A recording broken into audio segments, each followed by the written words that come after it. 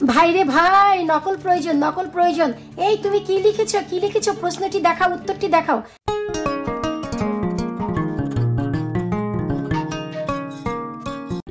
পেঁয়াজের খোসা দিয়ে কিভাবে আমরা ভালো মানের ঘরে সার বানাবো, আজ থাকছে সেই ভিডিওটি। হ্যালো এভরিওয়ান, আসসালামু আলাইকুম। কাছে দূরে যেখান থেকে আমার এই ভিডিওটি দেখছেন, আপনাদের সবাইকে ওয়েলকাম জানাচ্ছি Labani kitchen cooking and gardening এ। আশা করি আপনারা সবাই ভালো আছেন। আলহামদুলিল্লাহ, আমিও অনেক ভালো আছি। বেশ কিছুদিন আগে আমি একটি ভিডিও শেয়ার করেছি আপনাদের সাথে যে পেঁয়াজের খোসাতে গাছের জন্য কি কি উপকারী জিনিস রয়েছে, তা দেখে এত প্রশ্ন এসেছে যে আপু, আমরা পেঁয়াজের খোসা দিয়ে কিভাবে সার বানাবো। ভাবলাম এই ভিডিওটি আপনাদের সাথে শেয়ার করা খুবই জরুরি। তাছাড়া আমি নিজেও গাছ বানাই, আমার নিজেরও সারের প্রয়োজন। তো ভাবলাম আজ যেহেতু আমি গাছের জন্য সার বানাতে যাচ্ছি, আপনাদের সাথে ভিডিওটি শেয়ার করে হয়তো আপনাদেরও কাজে লাগবে।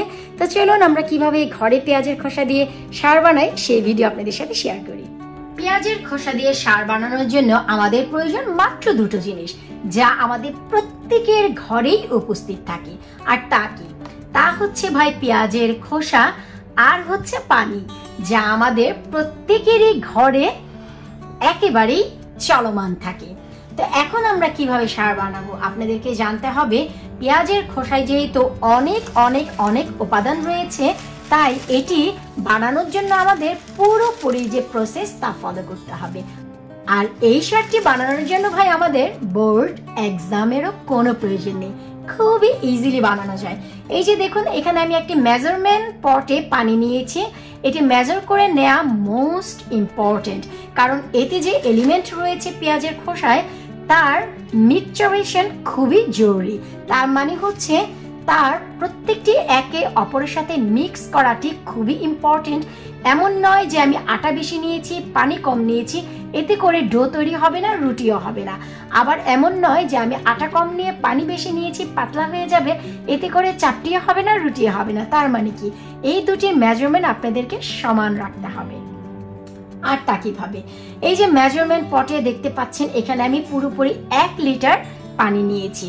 আর এই 1 লিটার পানির জন্য আমাদের হচ্ছে অনিয়ন পিল বা স্কিন, পেঁয়াজের খোসা প্রয়োজন হচ্ছে 3 হ্যান্ডস ফুল অনিয়ন পিল। তার মানে হচ্ছে পুরোপুরি 3 মুঠো ভরে আমাদের এই পেঁয়াজের খোসা দিতে হবে এই যে 1 লিটার পানিতে। তো আমি 3 মুঠ ভরে পেঁয়াজের খোসা দিচ্ছি।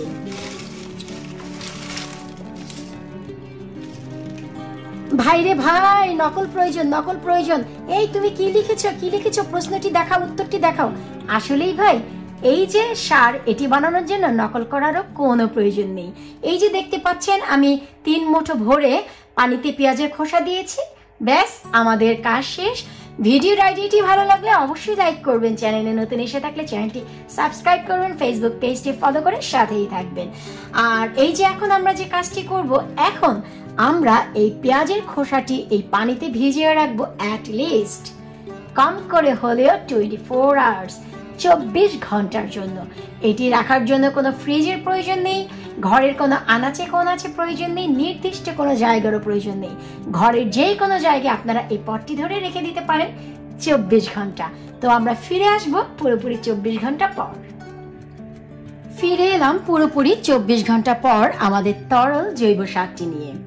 আর আমাদের এই সারটি পুরোপুরি ফরম্যাট হয়ে গেছে। ভিডিওর আইডিয়াটি ভালো লাগলে অবশ্যই লাইক করবেন, চ্যানেলে নতুন এসে থাকলে চ্যানেলটি সাবস্ক্রাইব করবেন, ফেসবুক পেজটি ফলো করে সাথেই থাকবেন।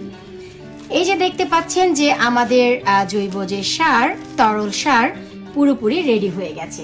তা বোঝার একটি উপায় আমি আপনাদেরকে তার ডিটেলসে বুঝিয়ে দিচ্ছি। সারটি যখন পুরোপুরি কমপ্লিট হয়ে যাবে, তখন আমাদের এই লিকুইড যে তরল সার, এর কালার হয়ে যাবে পিঙ্ক কালার। আশা করি আপনারা দেখতেই পাচ্ছেন যে আমাদের পানির কালারটি সম্পূর্ণ পিঙ্ক হয়ে গেছে। তার মানে আমাদের এই জৈব সার একেবারেই রেডি। কারণ হচ্ছে এই পেঁয়াজের খোসা থেকে সার বানাতে 24 ঘন্টা এর জন্য সময় দিতে হয়। কারণ হচ্ছে এই পেঁয়াজের খোসার ভিতরে যত প্রকারের এলিমেন্ট আছে তা ফরম্যাট হতে কম করে হলেও 24 ঘন্টার সময় লাগে। এইবার এই সারটি আমরা যে পাত্রে বানিয়েছি সে পাত্র থেকে অন্য আরেকটি পাত্রে ঢেলে নিচ্ছি। আপনারা চাইলে কোনো নেটের সাহায্যে ছেঁকেও নিতে পারেন, তবে পেঁয়াজের খোসায় তেমন ছোট বড় কিছুই থাকে না, তাই সরাসরি আপনারা অন্য আরেকটি পাত্রে ঢেলে নিলেও হয়ে যাবে, যেমন কি আমি নিচ্ছি। লক্ষ্য রাখতে হবে যে সাথে কোনো পেঁয়াজের খোসা যেন না যায়। সম্পূর্ণ তরল যে সার তাই হচ্ছে আমরা কালেক্ট করব। এই তো আমরা সম্পূর্ণ সারটি ছেঁকে নিয়েছি। আশা করি দেখতেই পাচ্ছেন আমাদের তরল যে জৈব সার তা কতটা চমৎকার হয়েছে। যখনই মনে হবে যে কালারটি পিঙ্ক হয়ে গেছে, লাইট পিঙ্ক অ্যান্ড অরেঞ্জ একসাথে করলে যে একটি কালার হয় ঠিক ততটাই ডিপ হবে, তার মানে হচ্ছে আমাদের সম্পূর্ণ সার কমপ্লিট হয়ে গেছে, ফরমেন্ট হয়ে গেছে। এখন এই সারটি আপনারা গাছে প্রয়োগ করতে পারবেন, যে কোনো গাছে। আর এই যে পেঁয়াজের খোসাটি, এটি ফেলে দেওয়ার কোনো প্রয়োজন নেই। এতে আপনারা পানি দিয়ে আবারও 24 ঘন্টার জন্য রেখে দিতে পারেন, যাকে বলা হবে রিফার্মেন্টেশন সার। তার মানে হচ্ছে আমরা অনেক সময় সরিষার তেল কিনে নিয়ে আসি, যা হচ্ছে সরিষা থেকে বানানোর পর প্রথম যে তেল হয় সেটি হচ্ছে একেবারে পিওর সরিষার তেল। তারপর যে তেলটি বের করা হয় তাকে বলা হয় ফিল্টার্ড অয়েল।